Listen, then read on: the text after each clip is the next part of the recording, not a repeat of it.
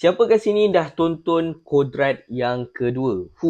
Dah ada kat Netflix sekarang ni. Dan top 3, Mat. So, ini adalah review untuk Kodrat yang kedua. Let's go! Kodrat yang kedua ni mengisahkan tentang Ustaz Kodrat yang mencari isterinya iaitu yang bernama Aziza. Aziza ingatkan suami dia iaitu Ustaz Kodrat ni telah meninggal dunia disebabkan oleh satu peristiwa. Ni Aziza. Aziza ni dia bekerja dekat satu kilang, tapi kilang tu mengamalkan satu amalan yang bertentangan dengan ajaran agama Islam sehinggakan dia korbankan pekerja-pekerja dia secara senyap-senyap. Untuk pengetahuan korang, Kodrat yang kedua ni timeline dia ada dalam timeline Kodrat yang pertama. That's why Ustaz Kodrat ni selalu dikacau oleh jin disebabkan masa lampau Ustaz Kodrat.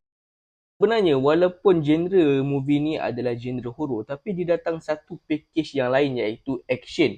Dan action dia memang padu, Mat. Tapi aku tak pelik. Masa aku tengok Kodrat yang pertama pun, dia punya last tu Kodrat will return. Dah macam superhero, Mat. So overall untuk movie Kodrat yang kedua ni aku boleh bagi rating sebanyak 2 pula 8/10. So apa pendapat korang? Cuba share dekat dalam komen.